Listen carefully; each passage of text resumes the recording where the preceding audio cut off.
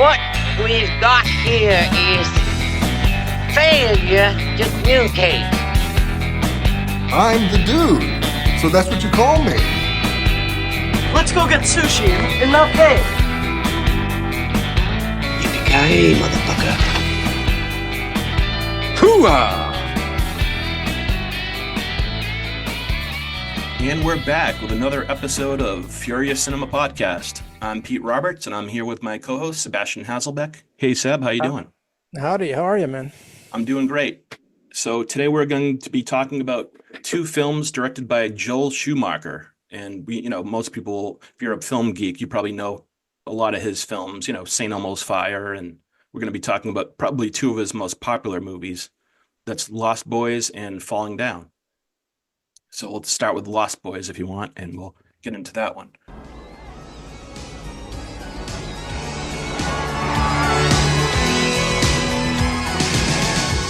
Michael and Sam have just moved to Santa Carla, California.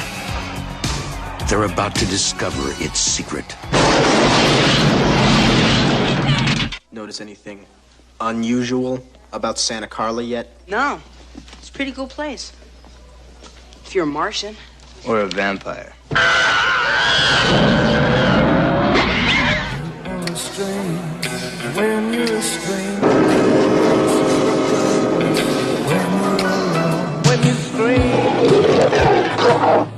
So where are you? The flying nun? I'm your brother, Sammy. Help me! Stay back! Stay back! What's happening in the star? Get yourself a good sharp steak. Drive it right through his heart. You're a vampire, Michael. My own brother, a damn blood-sucking vampire. Oh, you wait till Mom finds out, buddy. When a vampire buys it, it's never a pretty sight.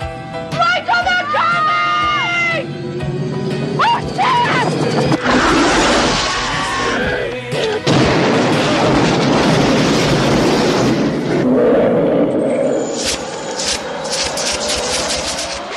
Yeah, that was the one I hadn't seen, so this was the occasion for me. I think, for me to catch up on it. There's a chance that I may have seen it before, but I couldn't remember.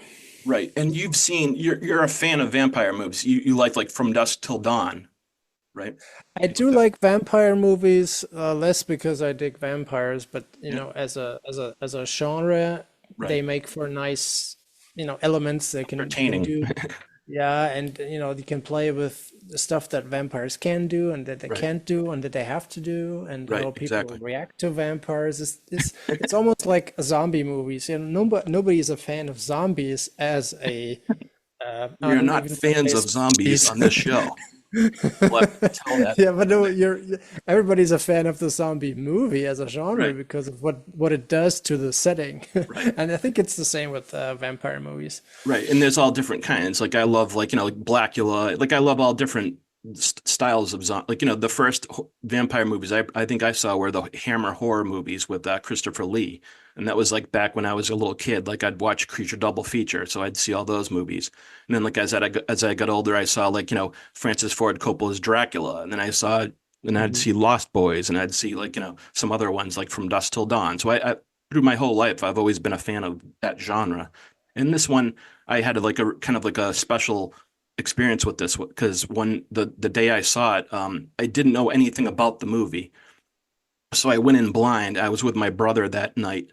And we went to see Lost Boys and Revenge of the Nerds 2, Nerds in Paradise. That was like a double feature. And that was the only double feature I'd really ever saw like back then, because I was like, when we went to see movies, we'd just see like a single movie. We didn't go to double features back then. That wasn't like a really, the typical thing. So I went to see this movie and I went in, I didn't know anything about it. I didn't even know what it was about. I thought it was just like, a wild teenager movie like I was telling you before.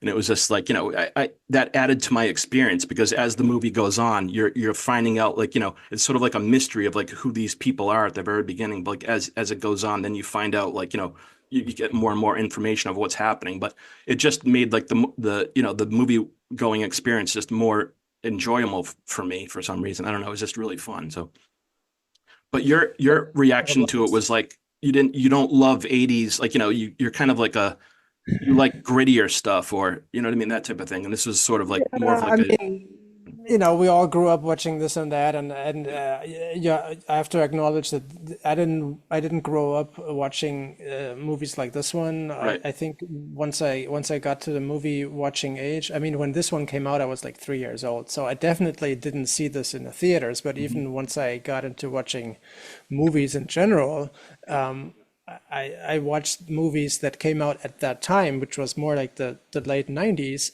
plus whatever was on TV, which was probably before 80s stuff. Like I watched more like 60s and 70s stuff. Right. A So lot of I, reruns I, and I stuff. get that this is, this has a very special place for folks Yeah. if you grew up with it. To me, it seemed more like a ridiculous kind of twist on the Goonies or something. And Yeah, I do like the Goonies. I It's mean, just like you say that, I'm sure it does have a little bit of stuff like, because like we were talking, like just going over some stuff before we recorded, and I was saying that originally they were going to have it be more like the Goonies. Like it was like going to be like younger kids, like 12, 13. And I think the kids, the Corey Haim and Corey Feldman, they were around that age, but they wanted the older, the vampires, the villains to be older. So they kind of like went with younger adults or, adults. I guess they were adults at that time, like Kiefer Sutherland and all those guys. They were like, whatever they were, 18, 19, 20, whatever they were. But that was, so I could yeah. yeah. So, I mean, Sorry. they probably could have made it even more goofy. Like, I mean, there is like goofiness to it, but I mean, I never really saw it as too like super funny. I mean, there's definitely humor in there with like the grandpa and stuff. Like, and there's jokes all over the place, but It was it fun. still has elements of like seriousness. Like, when they're like, between like and David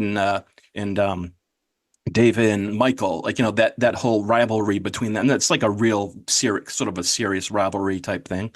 The two, alpha male I could guys, I could imagine that, the movie feels a little bit like they weren't really sure whether to make a movie more about the young, Jason Patrick, Kiefer yeah, Sutherland kind of part of the script, or more about the kids part of the the script. Corys and stuff. Yeah, so it ends up feeling a little bit imbalanced, like, Unbalanced. or maybe they had like the one producer saying, "Oh, we gotta make a kids movie," and the other producer was, "Ah, we gotta make it more like a teenager vampire movie," and That could be true. I mean, it like, ends up being see, bad at both. I think Joel Schumacher would be coming from the place of let's make it more for the adults, like, you know what I mean? He wanted to Yeah. make it more like kind of sexy and stylish and, you know what I mean? That type of thing. And maybe the producers were saying, oh, let's make it more like about the kids and make it more like family friendly. But it's sort of like in between, I guess, somewhere. It's kind of falls in between, there's kind You of like, wonder if there's like a grittier director's cut in a vault somewhere.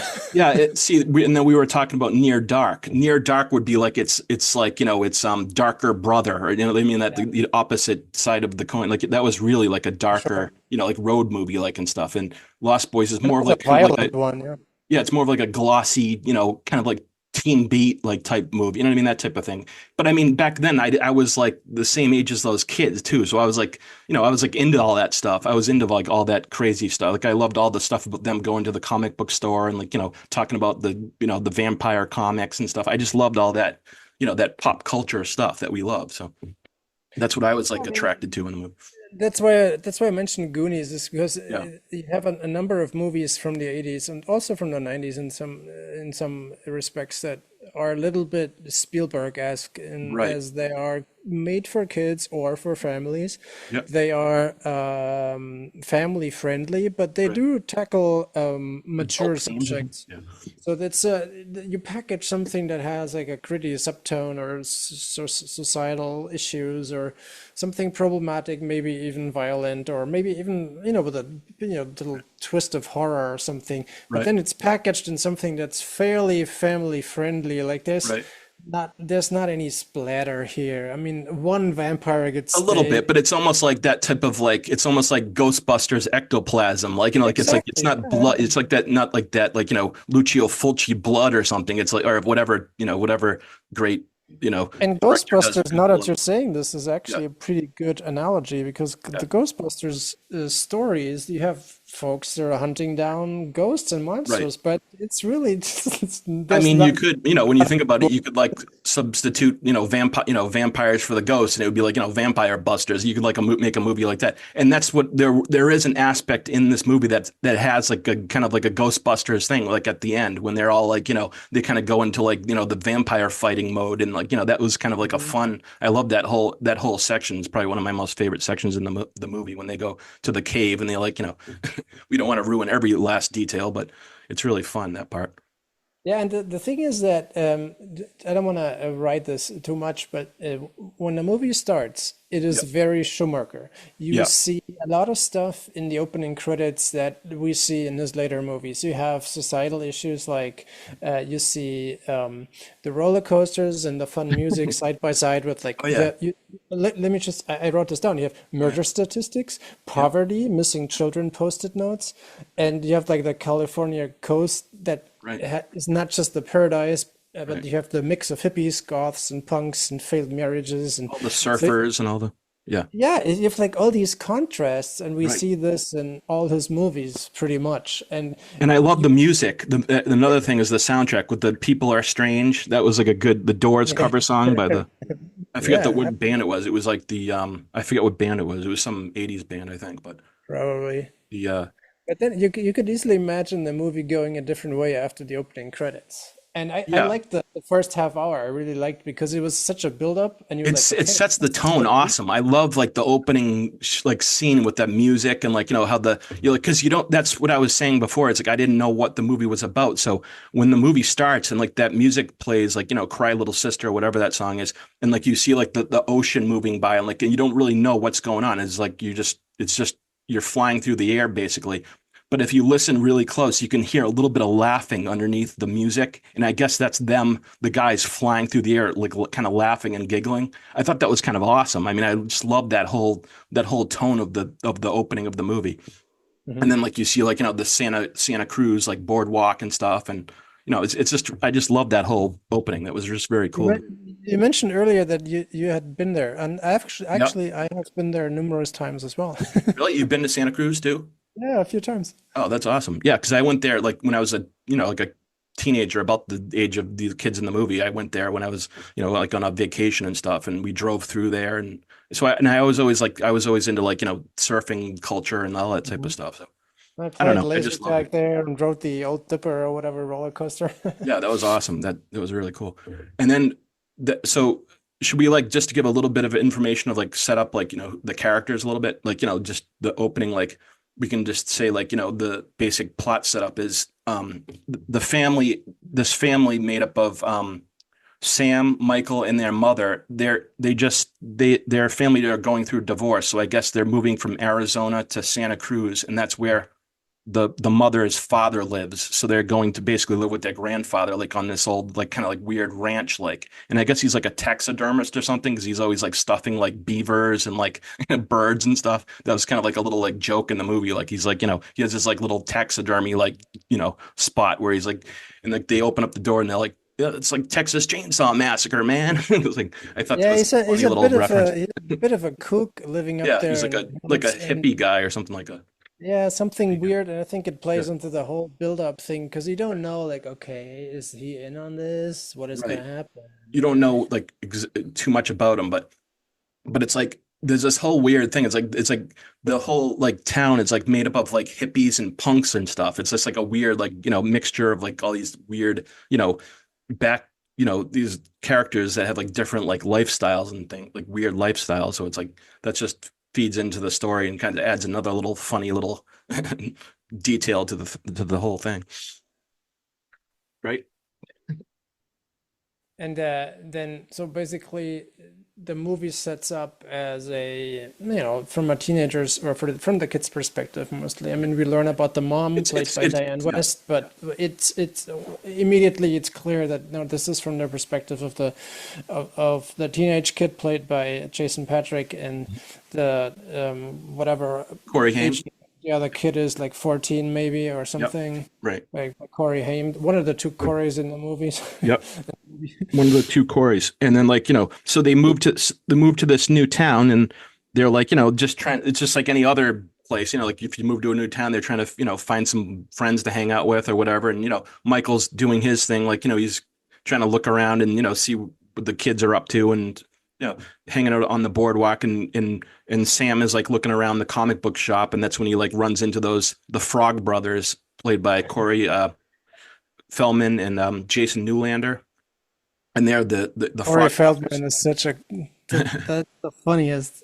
That was kind of a funny little scene, like how he's like, they're like walking around, like kind of staring at him. They're like, he's a little bit too like, too flashy looking with his like, he was really like dressed in like 80s, like, attire with his like, long duster jacket. And, like, I don't know what the hell, like, Hawaiian weird, like, new wave, clothes and stuff.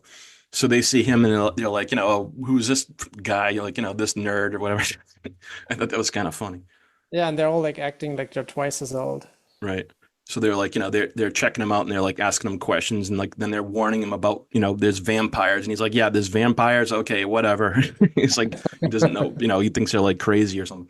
And the audience is like, no, listen to them. It was like, but but what I thought was cool was how they set up the vampires because like, you don't see anything. Like someone will be like walking to their car or they'll be like, making out in the car or something. And then all of a sudden, like the roof of the car will get ripped off and you just see them get pulled up into the air. Like you don't see anything, like no blood or no, vampire's teeth or anything. So it's like, you don't know exactly what's going on. You're like, what is this? Like an alien movie or something? Or like, I didn't know what it was. Like, it was like, what the hell?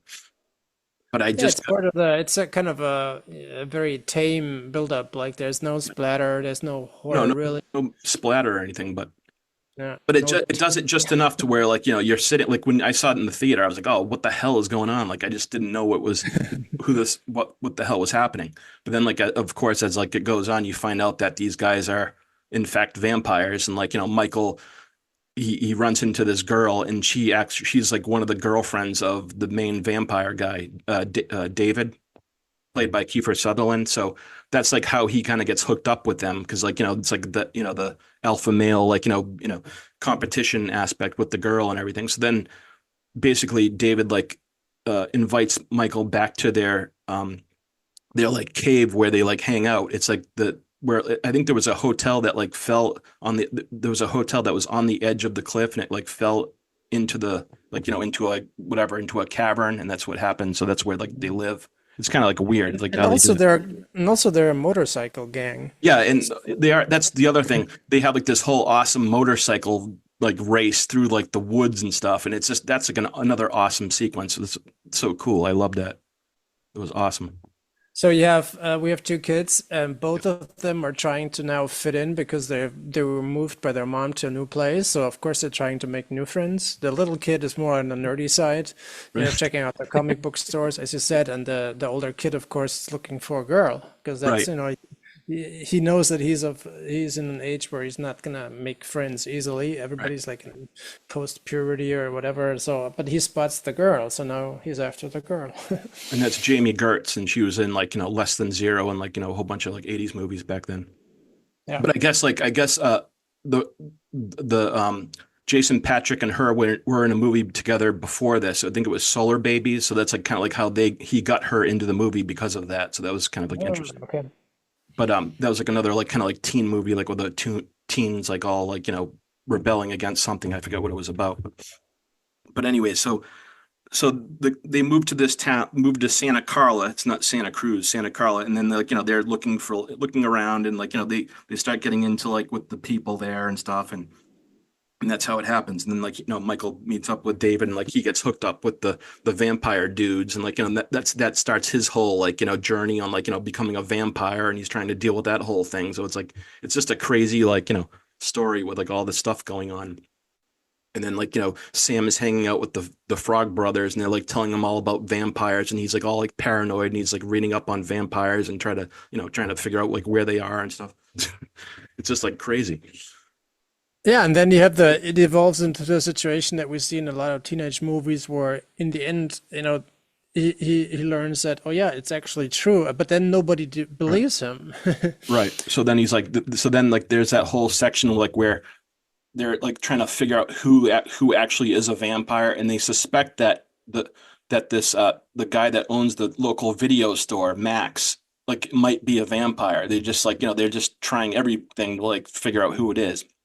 So then he comes over one night and they're having dinner and they're like giving him like tons of garlic on his food and stuff. It was like really funny. And like, they're like, they're like I think at one point like they hold up a mirror like in front of his they shut off the lights and then they put a mirror in front of his face and turn the lights on and he's like, to see if his reflection is there or not. And like, like just the whole dinner just goes terrible. And like, and Sam is like all embarrassed because like, he thought that he was a vampire for sure, but he wasn't. And like, this whole thing. It was just a very funny scene, that part.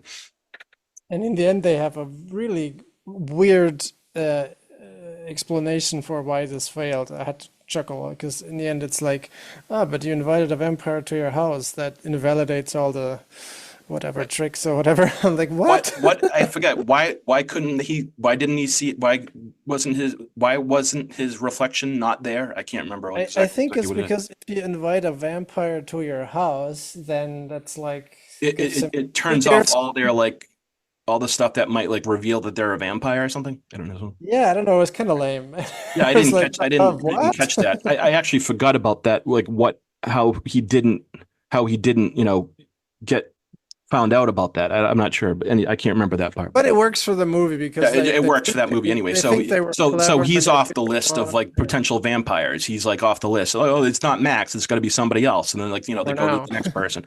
So it's just kind of funny. So that adds some of the humor to the movie. But then like that whole part, the whole thing with him and like the girl Star and like the romantic part. That's more of like a like a teen, a older sort of not an older person part of the movie, but like that's more of like a romantic part of the film. That's more of like aimed towards adults and stuff. So what you were saying, like it's more of like it's sort of like riding the middle between an adult movie and a kids movie. It's like it's like right in the middle there. The whole movie is a teenage fantasy. Yeah, I guess it is. I guess it is. Yeah. Because if you think of it as the kids being maybe not bored, but they're trying to find their place, and obviously they can't just find new friends with the switch with the flick of a switch. So you have the situation where either they're looking for attention or they're making stuff up, or like a coming of age movie with vampires, basically. Right. I mean, you could easily imagine the same story with the kid just inventing stuff because he's very imaginative,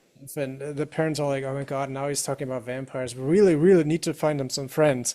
It's like a heightened version of like just our regular lives. Like they're just throwing the vampire thing in there, and it seems to kind of make a kind of a fun ingredient to like a cool story. Like what I mean, just by adding that in there. It could also be just I don't want to get too analytical, but the vampire stuff is almost like a metaphor, like because your kids or your teenagers, you come to a new city going through puberty, you're going through puberty, nobody takes you seriously, you haven't figured out your place within your family or whatever.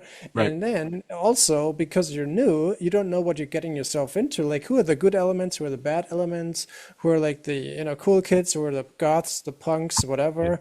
Right. So in this case, well, they're vampires, but it could have just as well been like a regular motorcycle gang, or it could have been like just like a punk rockers or something. I mean, just like you want to join our punk group or something, that type of thing. Like you can substitute anything for that type of. It's just it's all about like competition and And the vampire gang looks like a bunch of Motley Crue copycats anyway. Right, they're supposed to look like punkers, like But I like the tagline of the movie. Yeah, the tagline of the movie is "Sleep all day, party all night, never grow old, never die. It's fun to be a vampire." So that's kind of, well, yeah, I mean, fun thing.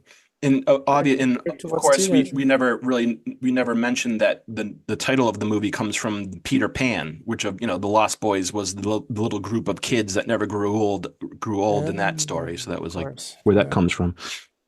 Yeah, it's a teenager movie through and through. Absolutely. Right. So, I mean, overall, I thought it was a very good film. I mean, I had a great time with it. And that, like I was saying, not knowing about what it was about, like as I was watching, it just kind of made it more fun because I was like, as stuff was revealed, I was like, oh, this is like vampires. And it's just, I don't know. I just thought it was really fun. It was just cool. Yeah, I mean, and I loved all the characters and everything. What bugged me a little bit is some of the inconsistencies. We mentioned the one thing where they do something and it invalidates the kryptonite that usually inflicts the vampires, whatever. But then also, towards the end they like stake one vampire, and are they like cool vampire hunters? No, they stake one guy and then they run like hell. I'm like, what They're amateur like show is 12-year-olds, this? though. Yeah. Don't forget, they're like 12, 13. They're like, But we're I have not to professional say, vampire hunters here. yeah, there's just wannabes. But I thought the funniest scene is when they burst into a baptism at a church to fill up on holy That was water. funny.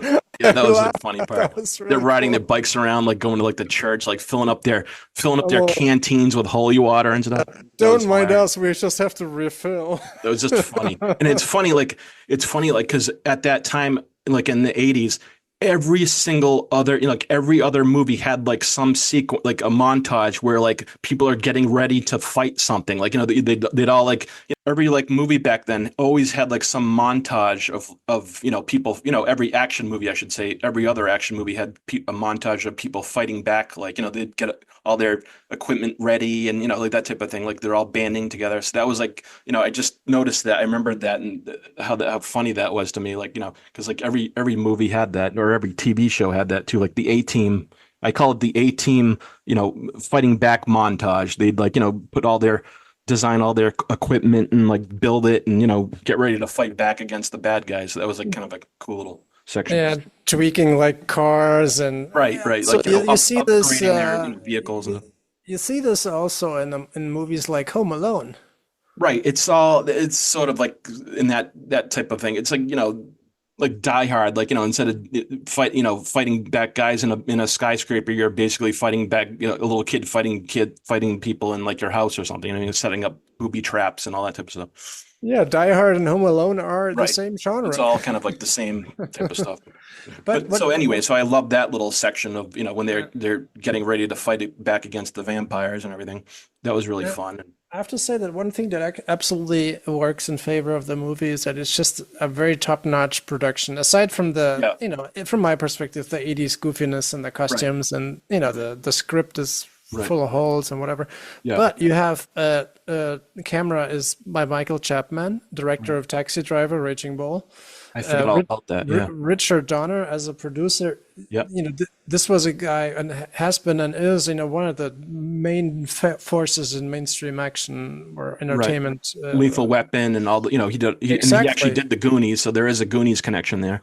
Yeah, so they did have a recipe working there, obviously. And what I found interesting is one of the co-producers is Mark Damon, and of course for us spaghetti western nerds, he is I didn't know that. He is the Ringo with the golden pistols, but he is wow! also, I didn't realize that. That's a cool. That's a cool detail. I didn't even know that. That's awesome. He got into producing after the 70s or so, and he's also a co-producer on Das Boot. Oh, neat! That's awesome. Yeah, that's a cool. Yeah, I mean, production wise, there's nothing to complain. Nothing to complain about because Joel Schumacher came from that background. He was a production designer and a costume designer. So as far as that stuff goes, that's like all very top notch. The only thing, for me, like I think there's really not that much about it that I really have a problem with. I mean, I can see where you're coming from, but like, for me, it was of my time. So it was like, I was going to see a movie on a Friday night. And I have to say, both these movies are great audience reaction movies. I saw them both with audiences and I was like, we just had a great time. It was just a great time. So I left and I just was like, wow, that was a really fun movie. And it's always been sort of a little favorite of mine. I mean, I don't think I love it as much as I did back then, but I still think it's a very well-made movie. So that's really all I can say about that. But I thought it was funny that you have Alex Winter of Bill and Ted in there, and he played a lot of random goons at the time. I saw him in one of the He's in Death Wish 3. Yeah. Our favorite movie. Action film. I love that. Absolutely. It's a masterpiece. Awesome. Yeah, I mean he's funny. He's always I think this was right before he did Bill and Ted. I think it was like a year before or something like that. I think it was like a year later he made that one. But and also, what a colorful filmography. I mean, Schumacher died 4 years ago or so. He did everything from Flatliners to he made 2 John Grisham adaptations. He did a Batman movie, 1 or 2. I think 1. Yeah, well, he made Batman Forever and then Batman and Robin. I think it was. Yeah, he made 2 movies with Colin Farrell. Yeah. He made St. Elmo's Fire. St. Elmo's Fire. Big 80s teen movie. Bad Company was with Chris Rock, I think. Yeah, was it Chris Rock and Anthony Hopkins or something? Yeah, right. Yeah. And he made one with And then you were saying phone booth. Oh yeah, phone booth. Phone booth is Colin, awesome. Colin Farrell and Tiger. Yeah, and Flatliners. I don't know if you said that already. Flatliners, yeah, and he made one with Jim Carrey. Yeah, that was it number 23? Number 23, yeah. It's like I don't think I saw that, but I heard it's like a paranoid guy, whatever. Yeah, like a weird, something like that. Obsessed with the number 23 or something. I don't know what that, something like that. But yeah, I mean, I think he was one of those filmmakers that he had like a very varied, filmography. Like he'd do an action movie, then he'd do like a teen comedy, then he'd do a horror movie. That what I mean, like he was all over. That's what I liked about his style. I just loved that, and he did a pretty good job with almost everything he did. I mean, as far as the genre he was working in, he was kind of taking chances and trying to do different things. So yeah, and what connected all these movies through different genres, I think, was that they did all have that gritty subtone, and right. Some had more, some had less of that societal critique sort of aspect, and some were downright dark. Like 8mm was a downright that was really dark. movie. I didn't really that was Nicolas Cage. He also made 2 episodes of that House of Cards miniseries. Oh really? I didn't see that, but yeah. But I mean, no, he had a good style. I mean, his directorial style was really cool. I think the first movie he did was DC Cab. I think that was the first one he did, something like that. But it's been a long time since I saw that one. But anyway, so that was The Lost Boys. That was that was a pretty fun movie for me. So I really liked it. So we'll go on to the next film, and that is Falling Down, and that came out in 1993. Bill Foster is an ordinary man. Where you going? Going home. Not this way, you're not. Why not? Metro Rail construction, that's why not. Living in the everyday world. I don't suppose you have a couple of bucks you can give me. It would really help me out. If you give me your address, I'll mail it back, honest. A patient man. Can I help you?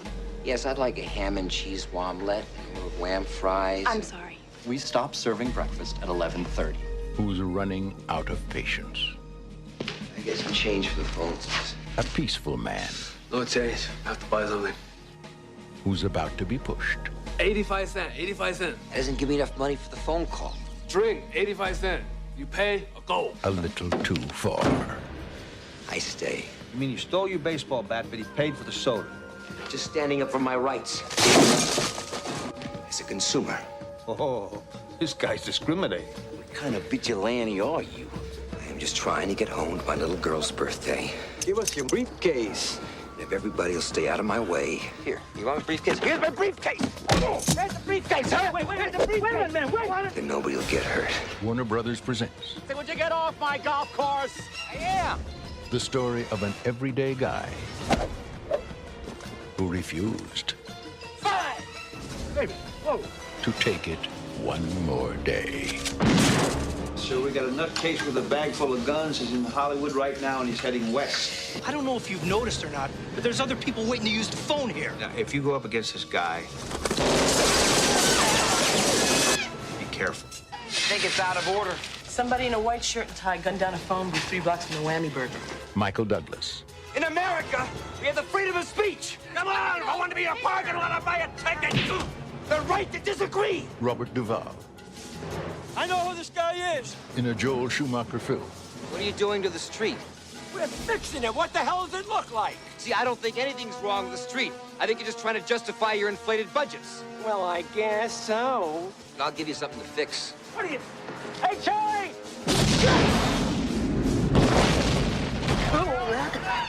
Falling down. Let's call it a day. Come on.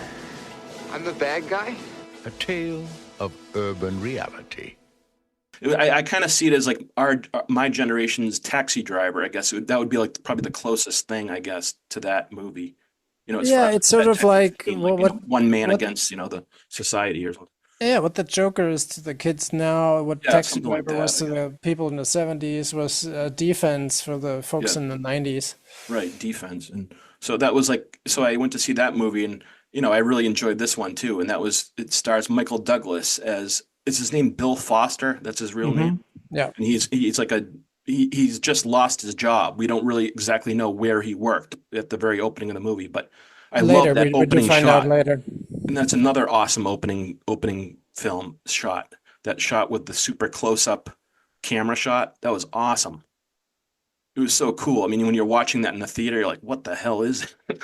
It's like, super like microscopic close up to his face. Like, I don't know how they did that either. I have to look into that to see how they did that camera shot.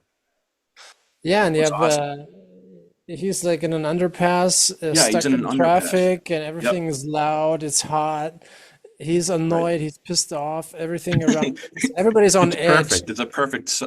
And another thing, I don't know if anybody's ever mentioned this, but I think the opening scene is supposed to be like a tip of the hat to Fellini's 8.5. I don't know if you've ever seen that one, but there's a scene in the I don't know if it's the beginning of the movie, but there's an exact like sequence where there's a guy like in the car and he's like surrounded by like vehicles, just like in this part, like in this Ah, scene. And okay. it's really, I don't know if anyone's ever like connected that. It might not even be an actual connection, but I thought of that when I was watching the movie. I was wondering if Joel Schumacher like was a huge fan of 8.5, and he wanted to kind of like do a little homage to it with that opening scene. But anyway, so he's I in would his have, car, I and wouldn't have figured Schumacher as, being yeah. that much into Well, you highbrow never know. I stuff. mean, he was a production designer and a costume designer, and he loved Oh like yeah, all true. that foreign stuff. So you never know. Maybe Mm. he was like really influenced by that. But Maybe I should rewatch it because yeah, I'm actually watch both movies and just see like if you I'm little.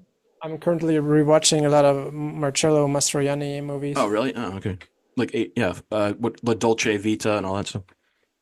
Yeah, I watched I haven't a really seen a lot of his few stuff. interesting ones, and I still have a few Yeah. more to go. Like Cool. one was about we can maybe do a different episode Yeah, that would be on interesting. Mastroianni. Yeah, I haven't seen a lot of his stuff, but since it's like Yeah, me more neither. foreign Yeah. stuff to me. Yeah. So what was I saying?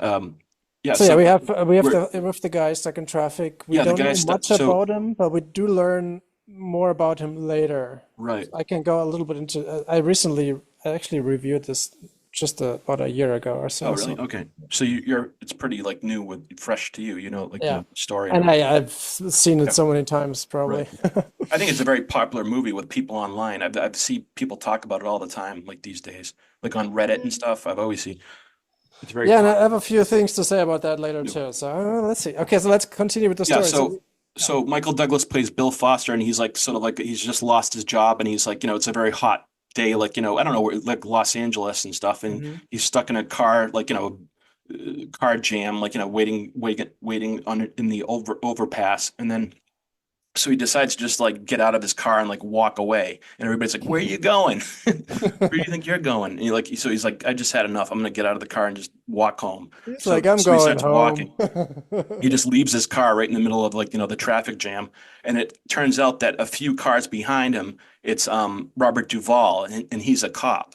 So he helps push defense's car off of the the out of the way so that the people could pass. So it turns out like he doesn't know yet, but he's going to be like he's going to be like that's the case is chasing defense around. But Michael Douglas gets out of his car and he starts walking home. So the first place he stops at is like a little supermarket, and it's run by some a Korean owner. And he goes up with like what does he get, like a can of Coke or something, or a can of Pepsi or something Mm. to get to cool off or something, just to take a break. And the guy says, what does he say, like 85 cents? And he goes, it's 85 cents for this? Or I forgot what he was doing. He was going to make a phone call or something too, or I forget what it was, something like that. Mm. He was going to make the He phone needed call and the he wanted small change for change. the call or something. And then but the guy's charging him 85 cents for a Coke, and he like so that like sets him off, and he starts ranting and raving about like all this stuff, like how prices are too high, and everybody's being like gypped and stuff, and blah blah blah, and foreigners are causing the problem, and that all that type of stuff. And so it's like you're seeing where he's coming from, but at the same time you don't want him to like hurt the Korean store owner or something like that. You're like, okay, we understand the problem, but don't like go off. But then he goes off, and like they get into an argument, and physical altercation happens, and that's like the first thing he does. So it's He like busts yeah, up the merchandise yeah, he as a knocks the direct whole quote. place down, and and the guy's like, take the money, take the money. And he thinks he's trying to rob him, but he's not, though. He's like, he just wants to be treated fairly. And that's like the whole thing of the character. So you're sort of on his side, and you're sort of like, okay, we don't know what's up with this guy, but you're kind of like, that's what's so great about the movie. It's like such an audience reaction movie because like you're watching it, like everybody kind of feels how he feels, but we don't, and we're trying to fight our, the things that we're feeling. Like, it's just an awesome, like, reactionary type film. So, but so basically that's the way the story goes. He's basically just trying to get home. And as he's walking home, he keeps running into like all these bad elements. So that's like the fun of the movie. It's like he goes to like a park to sit down to like, take a break, and two guys walk up and they start hassling him, that type of thing. So that's like through the whole film, like all these characters he's meeting. So, but I just love like, how it works out like that. It's like everybody he meets is like some like, tyrannical like bully or something. I don't know. So basically he heads home in a straight line. So as soon as the first incidents happen, of course, as you mentioned, the cops get alerted to what's going on because he gets into some are smaller arguments, property damage. I think he blows up a construction site. We don't have to spoil too much because I mean obviously most folks have seen it, but we don't have to go into all the details. So he leaves a trail of destruction on the way home, right. basically. With Prendergast. Pendergast, yeah. And Robert Duvall's what's character. interesting is that's a guy who's like a really good cop, but it's his last day before retirement, and his So wife. that adds like another element to the story. Yeah. Like everybody's kind of like razzing him for like retiring and stuff, and like they're playing jokes on him and stuff. And his wife is like, "Dude, do you have to go out? It's like your last day. Take it easy. Don't get shot on your last day. We want to retire." Blah blah blah. And there's this whole thing going on with him and his wife. Like, it's about their daughter who died or something? Yeah. Forget. I think But the like wife she has some weird like problem, like, and he's like always trying to like talk to her like a little like kid or something. I don't know. It's weird. It's like, she must have some sort of trauma or whatever. yeah, she has some traumatic issues or something. But like, there's this whole little sub story with those two. Like, he like calls her up on the phone and they're like, talking back and forth. But I think it's good because it kind of adds to the story, the overall story. Like, right. like they're showing like his relationships versus Michael Douglas's relationships with his estranged wife and his daughter, like that type of stuff. So it's like that kind of like, I think that just adds to the story and like makes it a little bit more richer and like as opposed to just a flat out like exploitation film. You know what I mean? Those little details.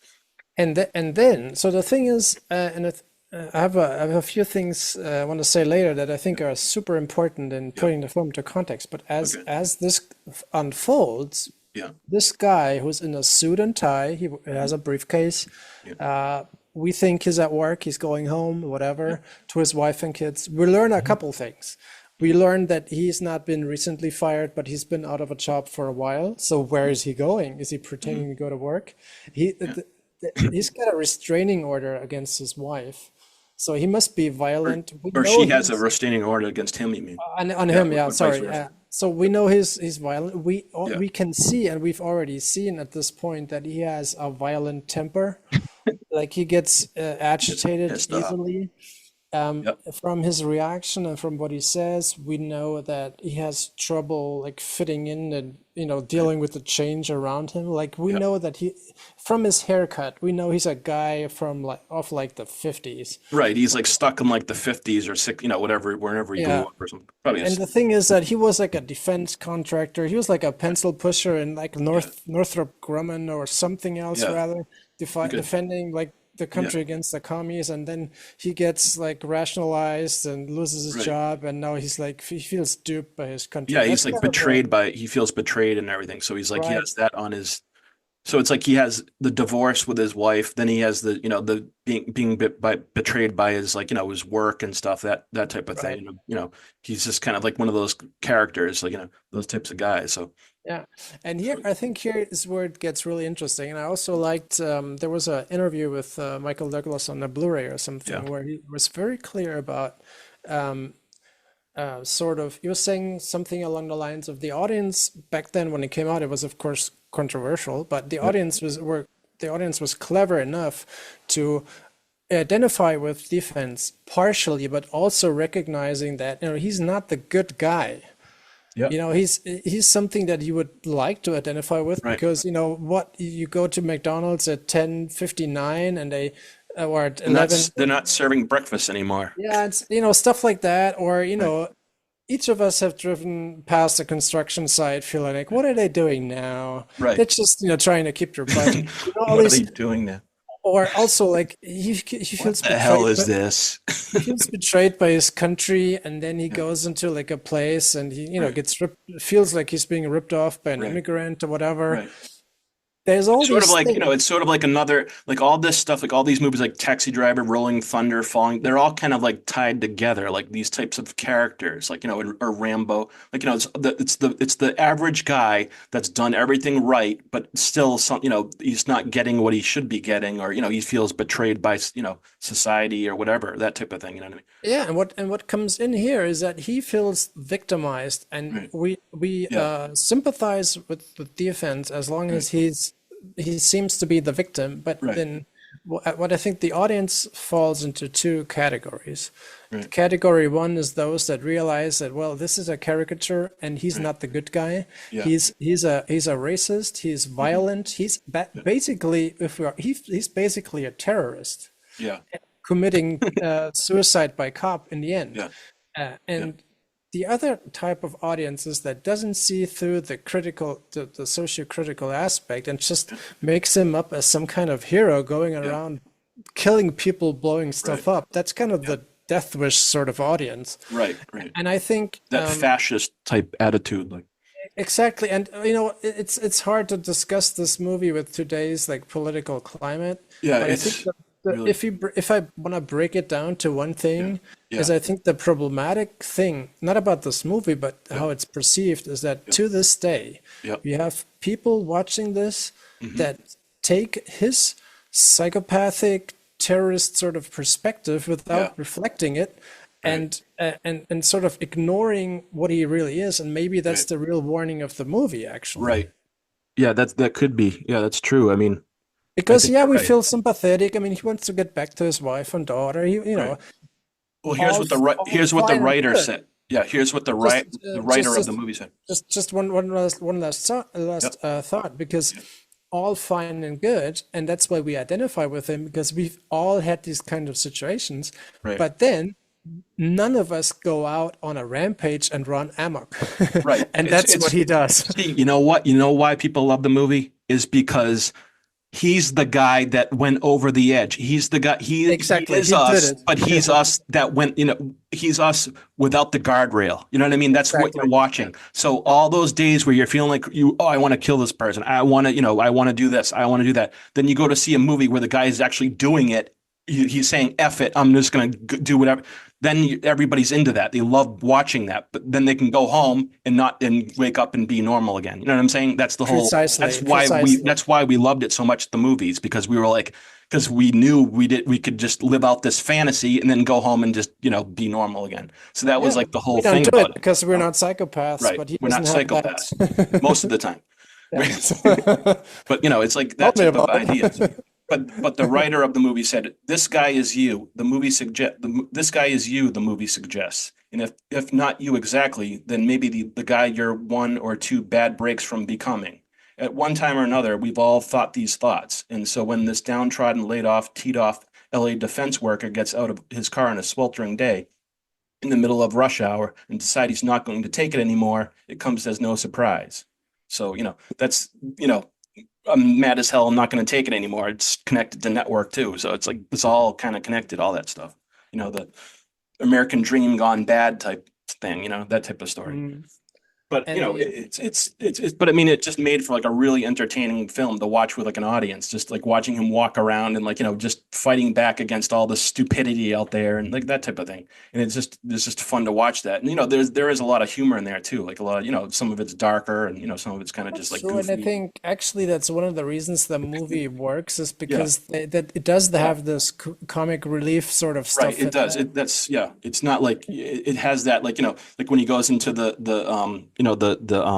fast food joint and like the whole thing like where he wants like breakfast and like breakfast stopped being served at 11 o'clock, so he's like he has this like Uzi in his hand or something, he's like walking around, he's like kind of like people are like looking at him like, oh shit. But it's like the whole thing like where he's like he has the he asks the person like how their meal is, and like the person kind of like pukes because like they're just so like nervous with him standing there with a gun and stuff. It was just like those little moments are like kind of funny. Like they add the little moments of like humor to the serious story. Like There's actually three things that I've only come to realize after a couple of rewatches. So the first one is that Prendergast is actually what defense would love to be. The caring husband coming home to his wife after a long day, with their have house, kids, and all his coworkers love him and stuff. Like they're all like kind of the cliche 50s American family. Right. Second thing is that in the little episode in the army surplus shop, there's a flicker of defense realizing that what he's becoming, or let me rephrase it. There's a flicker of him realizing what he's becoming may be leading to, and it's like this guy, the neo-Nazi guy. Yeah, exactly. Yeah, played by Frederick Forrest. And the third thing is that I learned from the audio commentary, and I think that's really interesting because you only realize that when you rewatch it a couple times. Yeah. Is that there's something wrong with defense from the get-go. It's not like he gets mad on the way. He's already there because who leaves his car on the freeway? Right in the middle of like the. He snapped. There's nothing that easily separates an American from his car.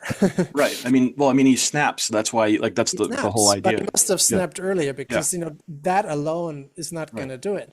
And then we learn that he's been fired weeks before. So is he driving back and? You wonder like what he's doing every day or something. Like I don't know. His mother is surprised and shocked where he's going every morning with just an apple and a sandwich and an empty briefcase, basically. So there's kind of these layers that he can peel back of how bizarre the whole thing really is. Actually, I know it's weird. And then meanwhile, his wife is with his daughter, and she lives like in Venice, California, like in that area. And here's And in the end, you see proof that he is not snapped under the overpass. You see him rewatching old home videos, and you see in the videos that he's always had this violent temper. That was just the way he always was, like, and it just, Yeah, and you realize, that's why she divorced him, because he's a violent prick, and he's, has been violent to his daughter, and there's like a thing where he tries to put her forcibly on like a little horsey or something, but she doesn't want to. So and also, it's interesting too. It's like the character of defense. It's almost like for a little moment of time, he sort of becomes a hero. Like in a way, just it's almost like his problems and the world come together in a way where it helps him become almost heroic for a little while. But then after that, like, then he goes back off the trail again. You know what I'm saying? He kind of his problems take over, and then he's like, back to being like, in a bad spot again. But fighting back for a little while, you're kind of like, oh yeah, it's like, you're on his side for a little while there. You can kind of see where he's coming from. But it's the things, it's the type of stuff that we all feel, you know what I mean? Like all of us feel is like, it's just, people living every day, that all the stuff we have to go through. It's all those things. And like, he kind of represents like, all of us. So that's like that's why the movie was so good, because everybody that went there felt that. And we like, we just walked out like, oh geez, I completely get that. But yeah, and as you said, like you're saying, he is actually crazy and stuff, and you can't do that either. So it's like, yeah. And as you said, he's him without the guardrails. Right. He's us without the guardrails. And also, you're correct. There's always these moments where, like, okay, maybe, when he busts up the golf course. I mean, we're not gonna be, feeling pity for the rich folks. Rich jerks. Like, and yeah, I mean, why don't that was kind of a funny part too. I like that little section. Why don't they serve breakfast all day, or I don't know? But there's a scene in there where he's like. Where it's clear that he's struggling to, come to terms with reality. And there's a thing where he's asking, am I the bad guy? Yeah. So he's puzzled on the one hand, but it's also realizing what he did was bad. So you see that there's actually some kind of pathological thing going. Right. And by committing suicide by cop, he's like, well, I am the bad, he's like, okay, well, I gotta remedy that. If I'm the bad guy, I'm gonna have Exactly. to go. And we don't even know anything about his past as far as his his childhood and stuff, really. I don't think they like explain anything about that, do they? Like they don't like, because I don't think so. No. we just meet him like, after he's become what he's become. We don't know like why he, you know what I mean, became that way, why he kind of got stuck in like that weird like 50s like, square blockhead look, that whole thing that he. Maybe it's just losing his job, or Yeah, he's I mean, I always been guess kind of a prick. it's kind of but I mean, it's kind of extreme, but to do Yeah. that. No, as I said, I think that's why the movie is so great, but it's also, I think, why it's still. I don't want to blame this on the movie. So when I'm saying this to this day is problematic about falling down, I'm not saying falling down is problematic, but discussing falling down or observing, as you said, that it's still a topic on like Reddit threads, and when I published the recent review of it. I saw like comments that went into the second category a little bit. It's not good either. That's not good. The thing is, you have all these kinds of folks that really like this movie and really like Defense, and that just absolutely ignore that he's a psychopath and he's a violent nut and whatever, and he hurts his wife and all. They ignore all that willingly, and I think that's where I think that becomes a problem. It is a problem, but it's like, what can we do? Can we have to like stop making movies about, crazy people because some crazy people are going to like copy it? That's not it. That's not it. I mean, as Michael Douglas said, I think in the interview, is like, the audience was smart enough to realize draw the line that he's not the real thing, and he's sort of like a distorted mirror of ourselves. Right, but that's what it is. Yeah, maybe audiences were more mature at some point. I don't know. I think we probably were. Knowing compared to these days, I would say we were. And I mean, we weren't that smart back then, but these days it's like people are like really like taking things to like stupid extremes. I think. I mean, we know from reading all the news and everything, but yeah, I mean, the movie was just, I think it was just very well made. And I just love like the whole tone of it, like, how it had that like, extreme side, but then like it would have moments of like, funny, moments of humor dropped in here and there, which was really good. I just like also, that. you have him going through like LA. It's like one of those movies where you really have like an urban feeling to it. Right. It doesn't just take place in one location or the other. You actually see him move around the city. Right. And I love all those, like, interesting.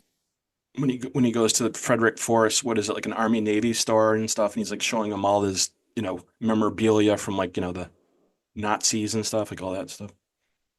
Yeah, and this guy, and that's like when that's sort of like another part where he's like, he it's almost like the thing with Dirty Harry, like where in Magnum Force, where the vigilante squad, they think he's one of them, but he's really not one of them after all. You know what I mean? He thinks he's, a neo-Nazi or a fascist or something, but he's really not on his side either. You know what I mean? Yeah. That was kind of interesting. Yeah, it is an interesting movie. I do like rewatching it every now and then because it's also well made, and it is. It's entertaining. It works as like entertainment too. It's like from '93, but it could just as well be made today, and it actually is. The Joker movie, as horrible as I think it is, it's kind of the same thing. It's like, okay, well, this is the guy that is like us without the guardrails. Which one were you saying? I didn't catch it. The Joker. Oh yeah, Joker. Yeah, right. Exactly. It's sort of the same thread going through all these, like Taxi Driver and all those. Yeah. But I from this new thing from the Joker movie, I missed this reflective aspect. Too much of a too much on the side or something. I don't know. Yeah, it's too much anarchy porn, I guess. Yeah, I don't really go for that so much either. I mean, I like a little bit of it, like, the vigilante stuff, but I mean, I don't like it when it's just when it gives people these days is what I'm thinking of. It gives them like an excuse to like try to emulate something like bad. You know what I mean? That's the only thing. Exactly. It's playing to the second category of the audience. Right. Which is like, it's just these days, it's kind of like with all the lunatics out there, it's like you start making these movies and then people start like, shooting up, whatever. So schools and whatever. But, so anyways, this is an excellent movie. Both movies were really good. Joel Schumacher was an excellent director, I think. He was sort of like the epitome of the Hollywood director, I think. Like he had that style. Like every movie he made had like a good, look to it. It was very, they all had good casts. It was just, good music. Yeah, he was an excellent craftsman at what he was doing, and he was I want to say he's good taste. I think he had really good taste most of the time. Batman, not included. Yeah, and That also was a little bit too much even for me. I love like crazy stuff, but I wasn't into the Batman movies very much. I like the darker ones, darker. Yeah, me too. And you know how some mainstream or some big Hollywood directors they're so efficient that there's no time for art and letting stuff breathe, like pictures and audio and whatever. And he falls in the middle. He's able to produce a very efficient mainstream picture, but still you mentioned the camera that style and he keeps a style. He has his own visual voice, right? And I think that's something that you recognize when you watch his movies. It's not definitely. Like Michael. It's not on the Michael Mann ending. No. But he's also not like Spielberg or Robert Rodriguez, where everything is so efficient that it's almost like a commercial. Right. It still has a little bit of his own little style to it, and it's a little, he has his own little personality to it. Like, I love the end of The Lost Boys, like when the grandfather is like, one thing I always hated about Santa Carla.